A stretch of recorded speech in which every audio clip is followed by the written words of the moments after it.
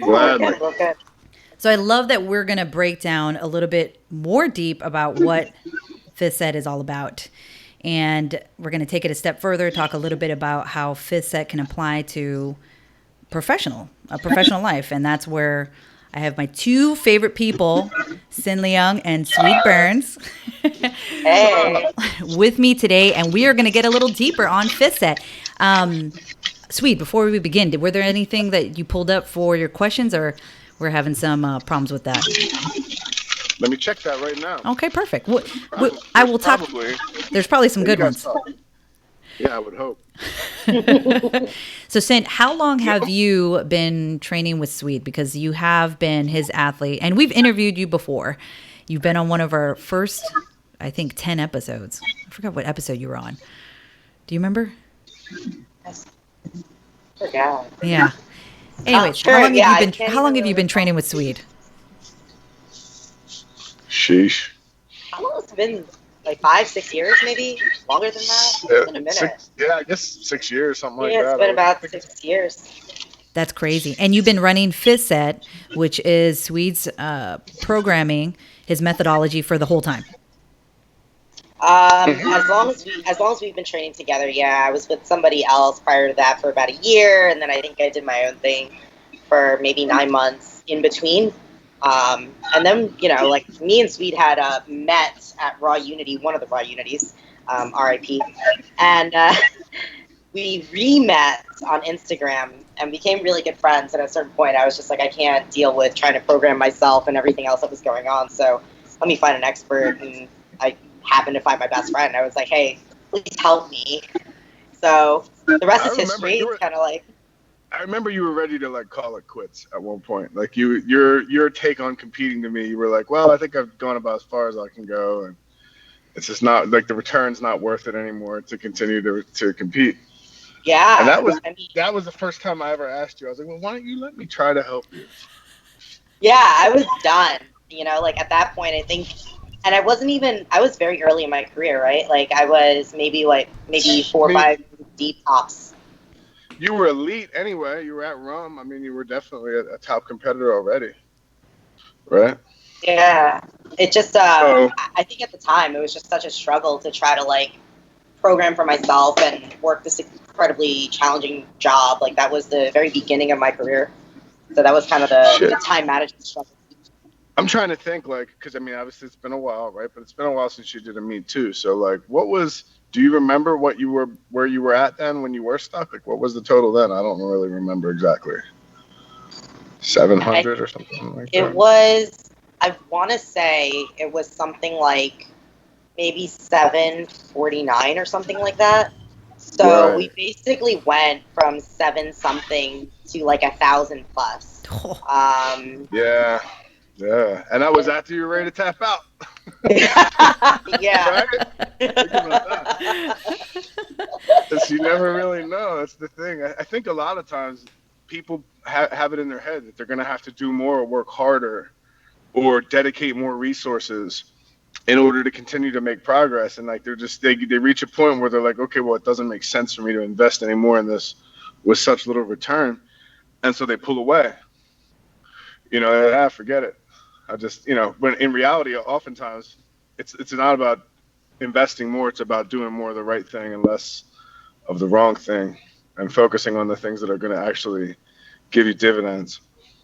And patience is one of them, for sure. But there's a lot to it. What do you think was the biggest change for you, Sin, as you started training with Swede? What were some of the big call outs as far as programming and how that, and even just Swede as a coach? I think in terms of the programming, it was really just about efficiency gains, right? Like, so getting back the time in your life and the efficiency gain in and of itself was incredibly different. But the difference was the training sessions were more grueling in nature because stamina and endurance were never necessarily my things. So I just remember the first few months just limping around and texting. I see Heidi lit up.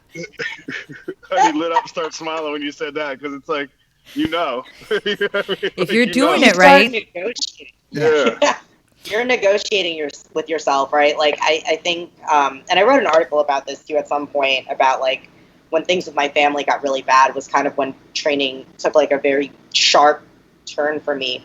And honestly, that was probably some of the best training that I did. But you know, there comes a point where you start to get used to it mentally, and you're like, oh, okay, well, I'm shaking and I'm ready to tap at like rep 8, but we're just gonna push this for another 6 or 7. Like, Yeah. just fuck it, you know, like we'll make it happen.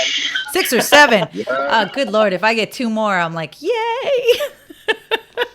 Another 6 or 7. I love the Yeah. attitude anyway. That's right. But yeah, I've had similar experience myself, even with recently with the quarantine and this lockdown and stuff, where like that was, since that happened, that was some of the best training I've ever had in my life.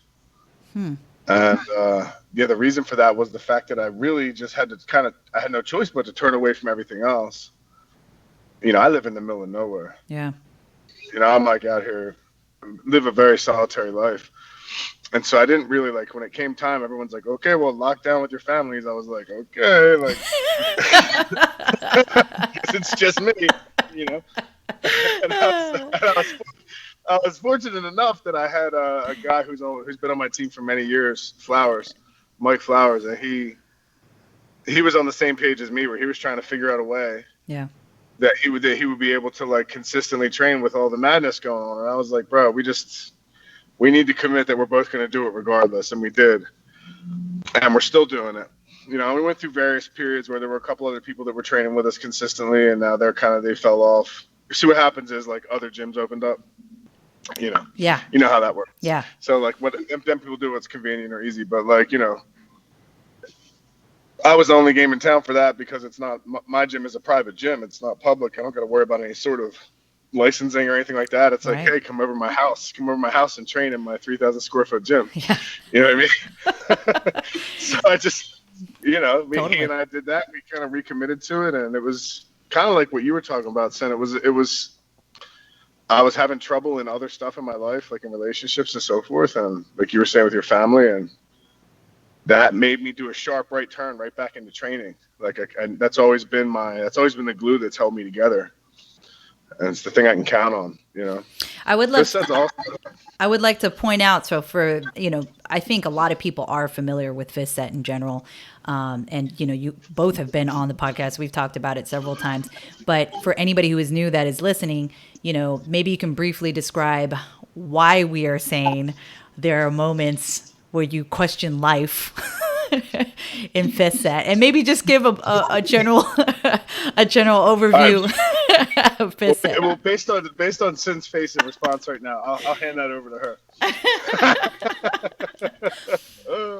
There is only one way that I can describe it, and that's the way that I wrote about it and the way that I would describe it is what I fondly refer to as iron nirvana. Like, you just hit a point where it becomes a mental game of you versus everything that you're dealing with, right? Like, you get to a point where, at least for me, I can't see anything. I can't hear anything. The only thing that I can hear is blood in my ears. The only thing that I can see is basically either a dark hole or stars or blurred vision. It feels like 1,000 pounds on your back. You're negotiating with yourself because you're basically like, am I going to keep doing this? But there's just such a sense of satisfaction when you push through it, because it's literally a point where it's heavy, but it's manageable. Yep. Right? Like, it's grueling, but you know that you'll come out on the other side. That's the only way that I can kind of describe like what your AMRAP or FistSet kind of feels like. Yeah, and like, you know, obviously there's lots of ways to push it in the gym and training. There's lots of ways to really like test yourself and tax yourself. But like, I would say the thing that separates the way we do it with FistSet is that the precedent sets, the earlier sets, prepare you for the AMRAP in terms of like movement pattern and corrective stuff that you've been doing. And the AMRAP is really the only time that you're able to safely blow the doors off of the threshold of what you think you're able to do. You know, you're able to truly test yourself. And for people that, I really believe that most people who compete in the sport of powerlifting, if not people that train like powerlifters in general, maybe them too, But definitely people that compete in the sport all share one thing in common in terms of a psychological hole that they're trying to fill. And that is like the ability to aggressive risk taking sportsmanship. So the ability to like risk your own safety to some degree. Yeah. There seems to be a need for that. And what this does is it allows us to do it in a way that's almost safe. I say almost safe because obviously it's like almost safe. It's the safest option that doesn't innocentize the process. Right. You know what I mean? So in Right. other words, you're still getting that risk. You're still getting that I'm going to put myself at risk here and I'm going to truly test myself because there is no trial like trial by fire. Right? Like to find out what you're made of. Yeah. Right? There's nothing else. You know, the opinions of your peers and all these other things, they may influence your self-view. But to determine what you're really made of, you got to figure that out for yourself. Yeah. You know, that you have to test yourself. And it's about you and no one else. And with the bar, you can do that. But you can also do that like a dummy and end up hurt, end up overreaching to the point where it becomes overtraining, end up with like, you know, all sorts of carrying a tremendous amount of neurological fatigue and defensive inhibition and all the injuries and all the stuff that accompanies that. But this is an intelligent way to do it that I feel like makes it a realistic option on the long term. So it can be used as sort of like a mechanism, like a psychological mechanism, like a stopgap. Yeah. You know? Yeah. Like something that fills that temporarily. And that is enough to keep people attached to it, it seems. Yeah. Even if they're not making PRs, even if they're not able to consistently hit rep PRs on AMRAPs, that's fine because fatigue and various other factors will affect that. But being able to push yourself to what you're able to do that day, there's something to that. Yeah. It's greater than the sum of its parts in that way. And like it's funny because when we're talking about FISSET, it's a complex methodology. There's a lot of stuff going on that is, you know, externally valid, like we were just talking about in terms of how to apply it outside. But the thing that comes, the one thing that all FISSETers like when when it comes to mind, when it comes to talking about like what it is about FISSET, we can all connect on that AMRAP. Yeah. It's not like just a normal AMRAP. There's something else to it. It's a spiritual journey for sure. Yeah. I was saying it's a religious experience while you were saying it's a spiritual journey. It really is. You get to know yourself. Yeah.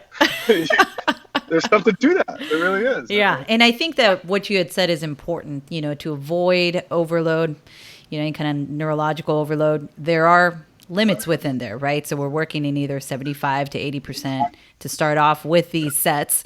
And then that is where we increase every cycle, every microcycle. And those things are important to put out because I think I've had a lot of people approach me and say like, hey, how do you like FISSET? And I'm like, it's great. You know, I've been running it for almost 3 years now at the gym. So we just add an AMRAP at the end, right? I'm like, no, listen, dude, you were just doing Shako. Yeah. Are you trying to add an AMRAP to your shake? I don't, you know, it's like, I don't know. With an AMRAP is FISSET. But it's one of those things where it's like people want a clear, you know, oh, just add an AMRAP. And I'm like, that's not it. It's like, I did that and like, I'll get like, oh, well, how is FISSET different than 531? And I'm like, it's like everything. How is it similar to 531 in any way? It's not even remotely similar. I mean, I guess there's an AMRAP involved, but I mean, other than that, there's literally not much. Well, I guess it's a concurrent form of periodization. Yeah, but they ain't thinking that. They're not thinking about that. That's every American method of training is some form of concurrent periodization. Yeah. So I mean, yeah, I guess it's similar in the fact that we lift weights, but other than that, it's very, very different. Well, it's been very successful for me and everybody at the gym. I mean, the cycle. That's great to hear. Yeah, the people that are competing this weekend at our meet, 3 of them, they've all PR'd. One is PR'd and she's in her 50s. She's PR'd maybe 60 pounds on her total. And this is during quarantine. Yeah, this is since last year. Yeah, it's pretty amazing because if they just keep it going, it just keeps happening, you know? It's really, it's so they're like, that's amazing. My friend Selena Vega, who's also coached for years, she, her daughter, Isabella, is running FISSET. Yeah, I saw that in her on her IG. Really competed. She just competed this weekend, and I think she PR'd like 120 pounds or something like that on her total. That's crazy. Yeah, she blew the doors off. That's I had another guy this weekend that put I think he put 78 pounds on his total. I had another one that was an over 100-pound total PR. that's amazing. And I had one female who had she actually bombed on bench, which is rare, but I mean that happens. Yeah. It's kind of like everything that's going on right now. The fact that anybody is still doing well with and competing in meets is mind-boggling to me. Yeah. Yeah. It really shows you how important this stuff is to people and how much of a difference this makes in their lives. That's what they're focused on right now. Yeah. With everything that's going on in the world, that's kind of it's an outlet. It's a very healthy and safe outlet for that sort of anxious energy that we were talking about. Yeah.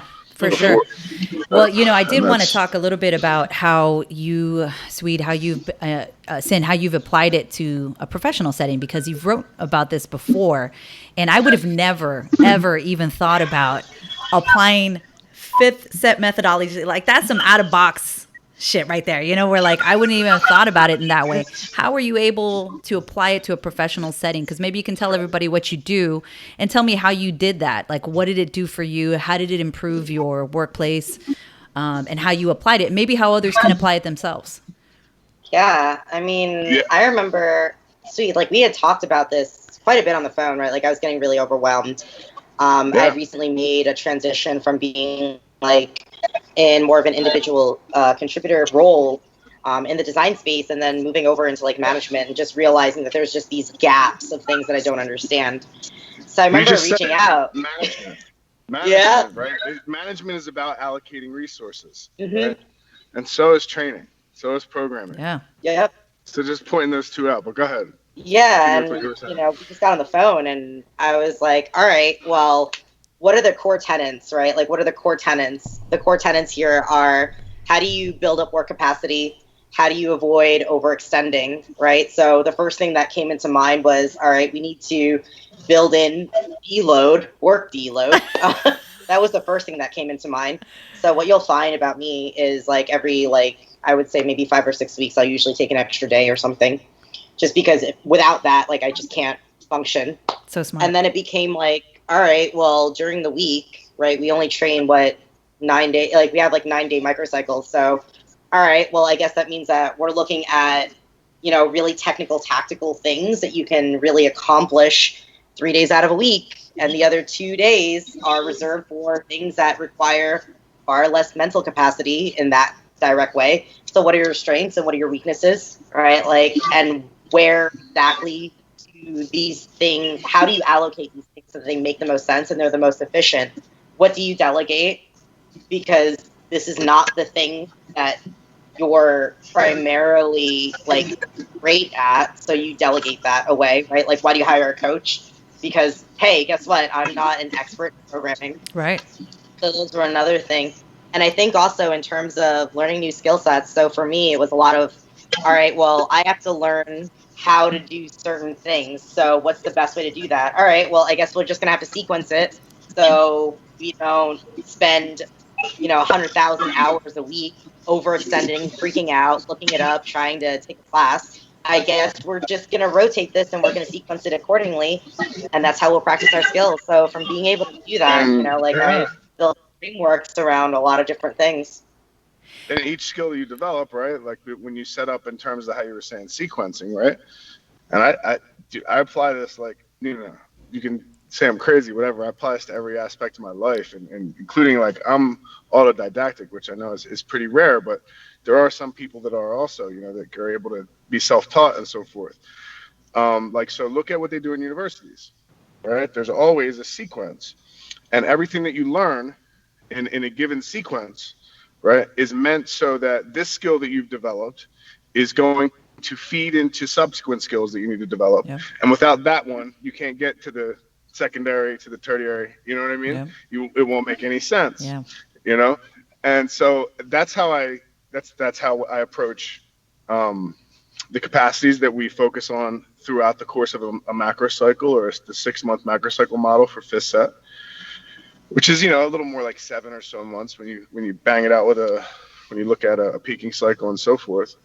But every capacity that we're developing, or every characteristic, however you'd like to refer to that, is feeding the subsequent characteristic that we're developing. Or in other words, it's necessary for that. And it's not only And the subsequent characteristic that we're developing is also serving as maintenance so that there is no degradation to the first capacity or characteristic. Yeah.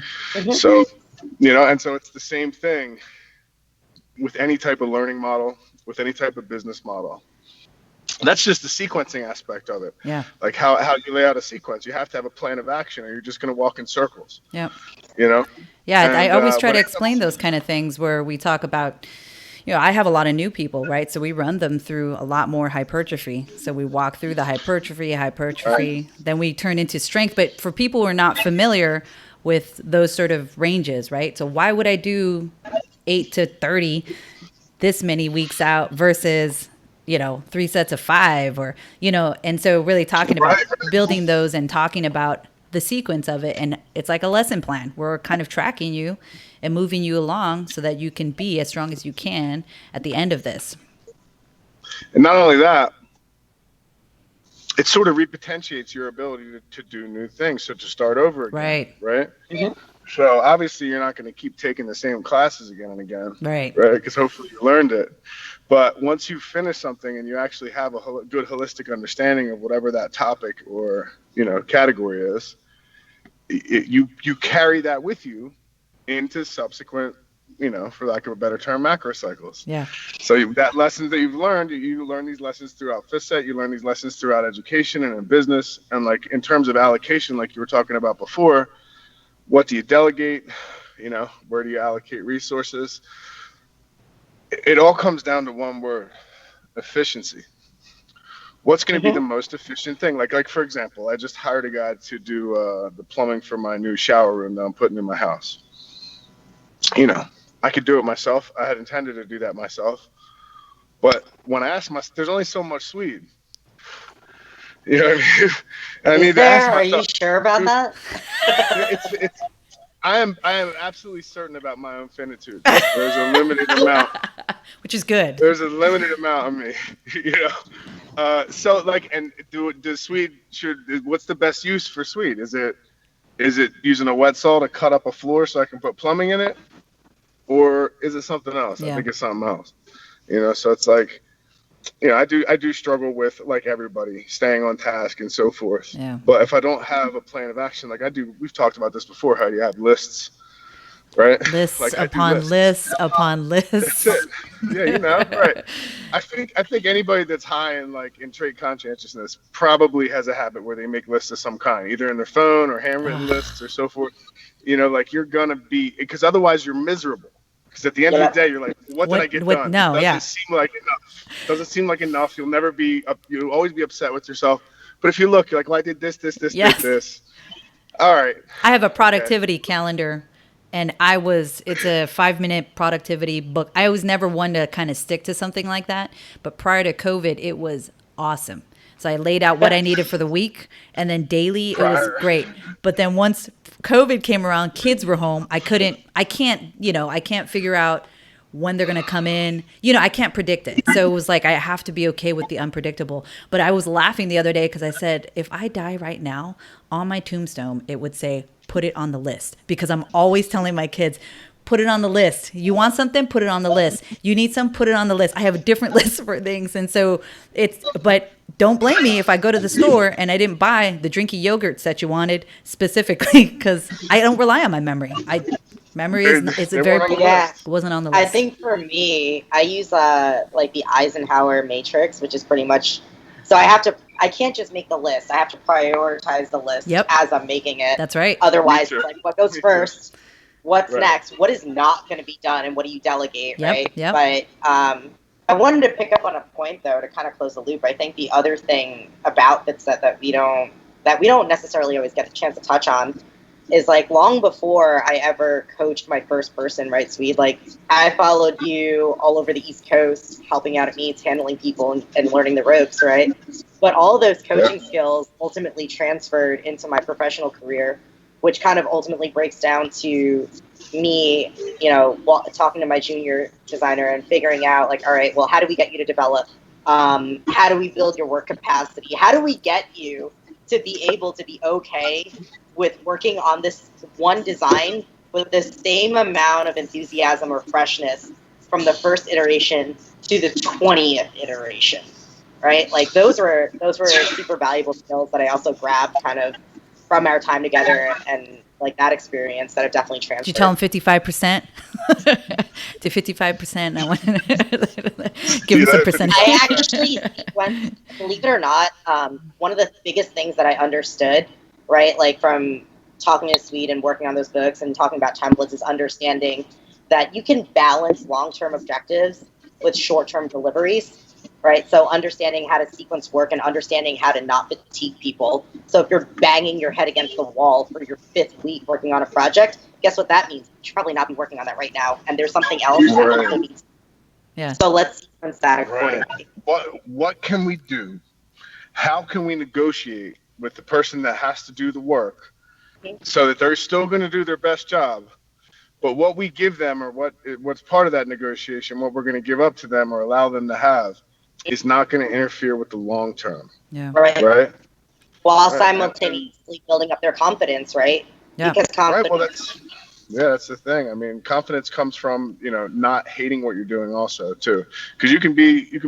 The thing is, like, if you have any doubt whatsoever in your own ability to perform, and you're doing something that you despise or that you feel like is pointless or that you're not excited about, you have no confidence in it. Yeah. It's weird. There's like a weird backdoor to confidence. Yeah. Like you could know that you're good at something, right? But if you even the least bit are dreading doing it, you're not going to apply those skills in a confident manner. And like as an employer, I would say confidence is something that you should absolutely look for, right? Yep. So like if you're gonna employ somebody, they should be confident that they're capable first of performing the task that you're hiring them to perform, right?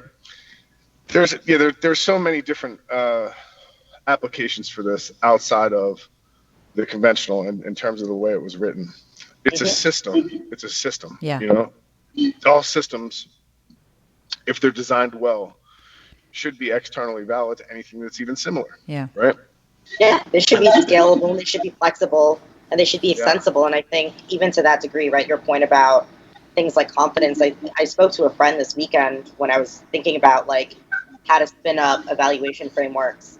The most valuable thing he said to me, he's like, yes, confidence, but also progress, right? Like, how do you highlight that there's some sort of progress made, even if it's not necessarily what they think it should feel like? And I think that was also a really interesting point, right? Because for us, I think we max out if we compete maybe once or twice a year, tops. So it's like, how do you provide some sort of belief that you're making progress along the way that goes beyond trust the process? Right. So, yeah, I mean, it's really just have faith is a really tough sell. And that was basically what we were working with for a long time. Now we're fortunate to be in a situation where, like, look, because there's thousands of other performances that support this. Yep. That's why. Now we have data. Yeah, I mean, like, I had data when I started. It was just not the volume of data I have now, and it wasn't everywhere you looked. Yeah. You know what I mean? Like, anybody that's been following powerlifting for an extended period of time at this point knows what it is. Yeah. Right? Like, it's hard. There's only 18,000 U.S. powerlifters, right? It's so crazy to even think. I've sold thousands and thousands of books in the United States. So, I mean, like, I know most people that are competing, either they know and then how many have been stolen. Like, there was at least one site when I caught them giving out free books, it was like 4,000.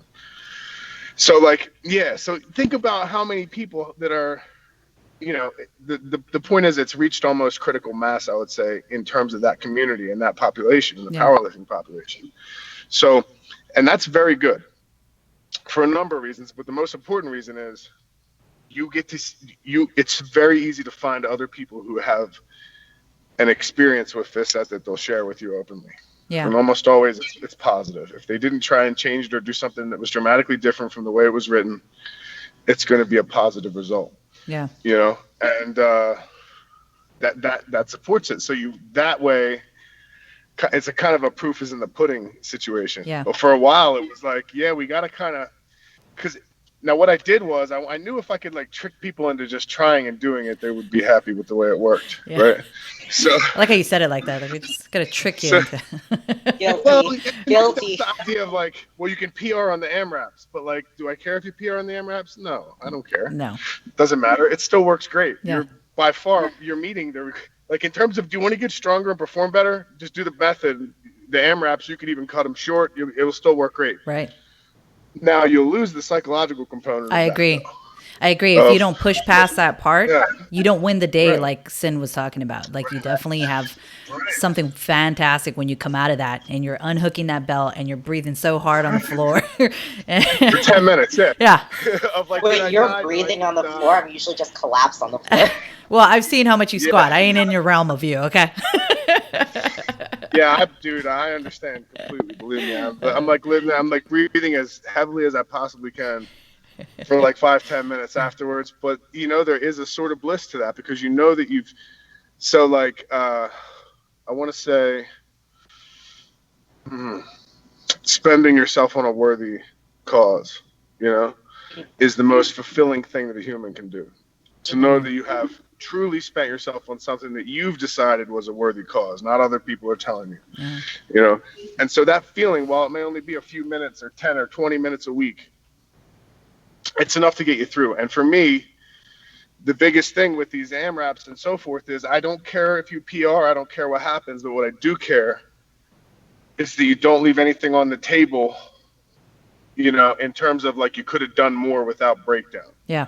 That's the other part of the AMRAP is I don't want people I don't want to see you shooting discs across the room out of your back. You know what I mean? Like I don't want people crumbling to the ground and dying from horrible technique the last 7 reps. So like AMRAP is really AMGRAP. M-grab. Yeah. Good reps, Good reps people. as possible. And it's the same thing with anything you're pushing yourself on. Like, do you want to do more shitty work? Yeah. Like more work, but it's shitty. Yep. After a certain point, that's what happens. Yeah. That's really what happens. We don't want to increase our ability to do work. We want to increase our ability to do good work. Yeah. Right. I feel like that's been a big one. At least for me, when I see a lot of the new people I'm with, and never would have they thought that they could push past with that weight. Because they've progressively gotten stronger over the year, over the 2 years.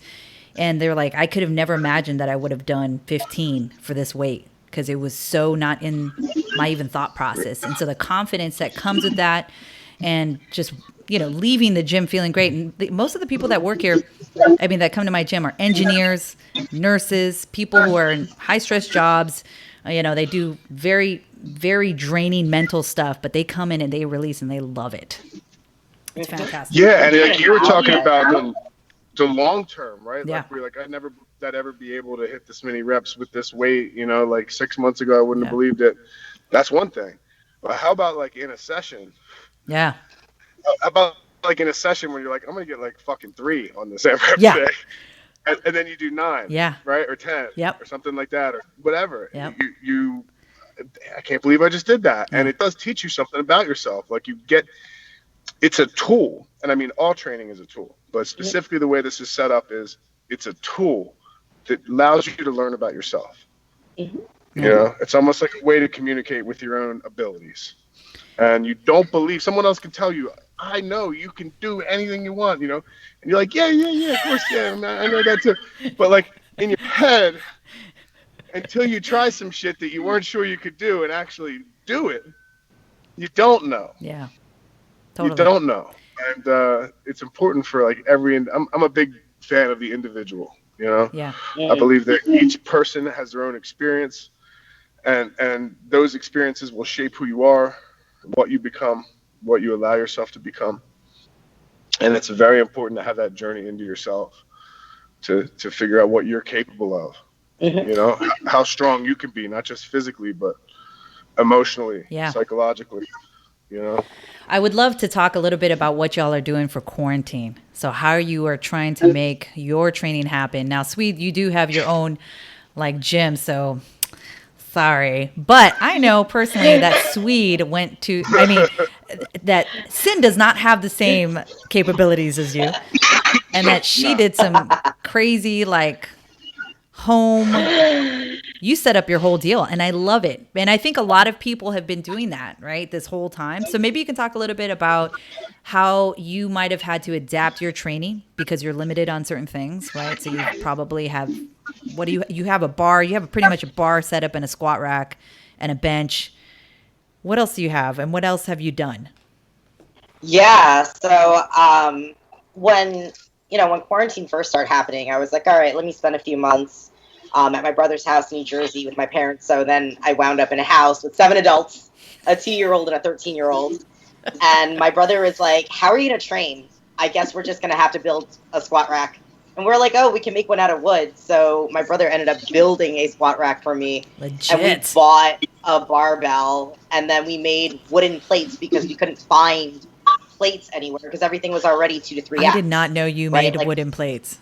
We made wooden plates. We actually weighed them, but because like as the water dries, right, like they become unevenly distributed. Yeah. So we would weigh them before I trained and figured out which one we had to like saturate with water to make them as close to being the same weight as possible. So I did that for a few months. I was doing something crazy like 10 by 10s at like 135 on the squat. That was not pleasant. Swede was like, oh yeah, just take it easy, do volume. And I'm like, I hate you. And then I moved home and I was like, how are we going to train? And I was like, oh, I guess I don't need a living room anymore. So I tossed everything out of my living room and I don't need a living room. Fuck it. I don't have people over anyway.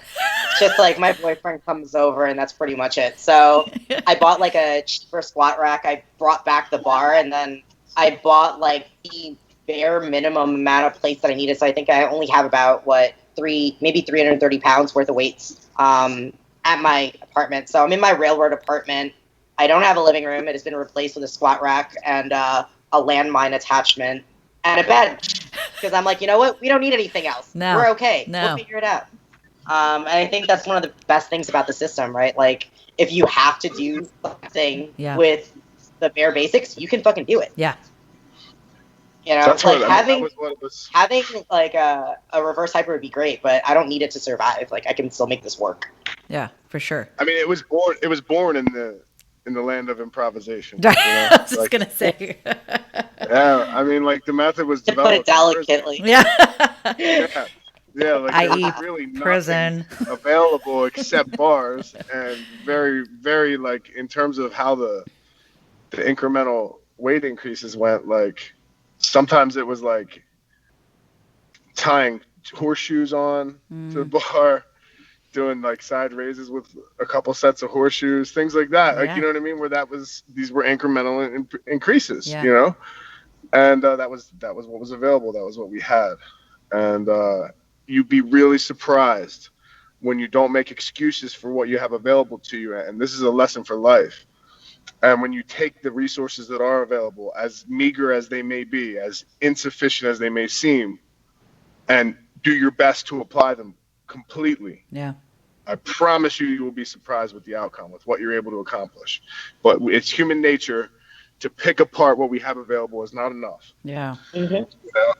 And sometimes we need a reset like this. I'm not at all saying that the lockdown and quarantine stuff was good, but we can certainly take good from it. Yeah.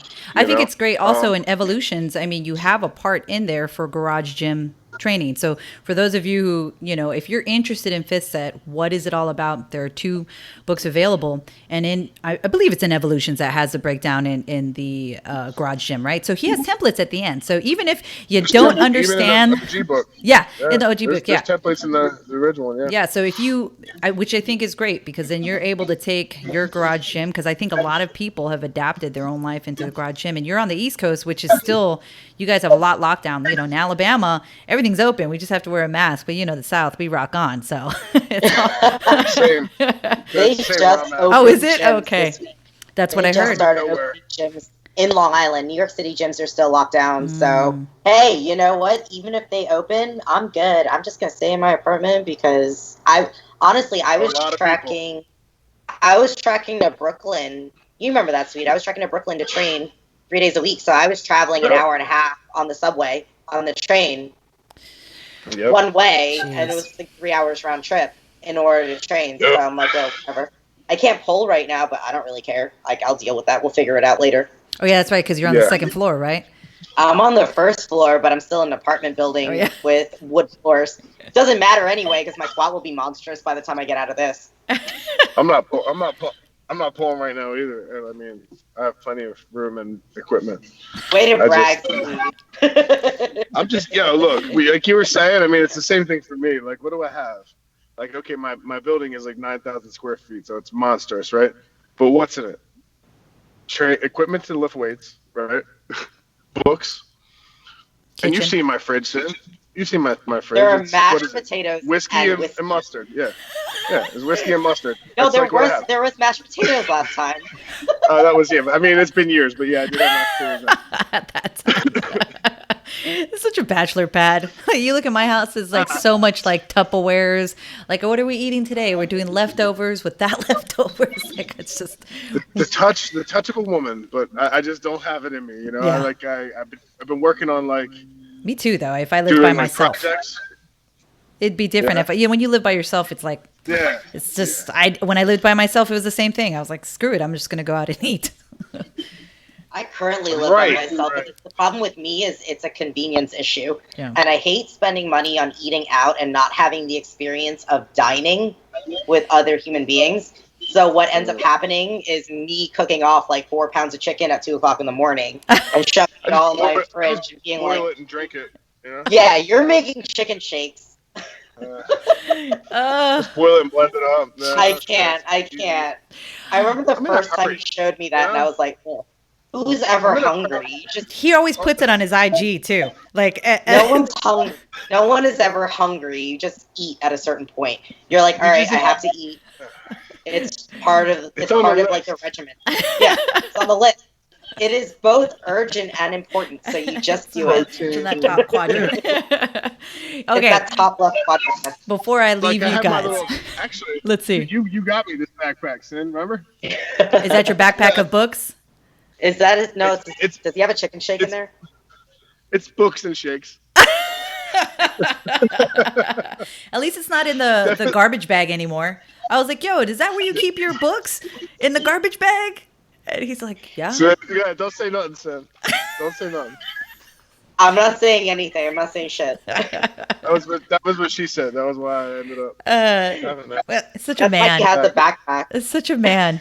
Just everything fits in this bag. It's fine. It's like a little That's what he Safeway was bag. doing. It was like birthday That's or what he- Christmas, right? It was for your birthday. It was I forget where we were. Were we in Maine? I think we were in Maine.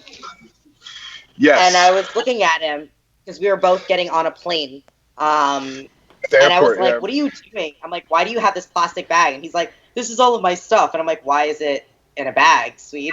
And he's like, it fits in here. And I'm like, I had a duffel bag, but inside the duffel bag was like a series of plastic bags Oh for my the other shit.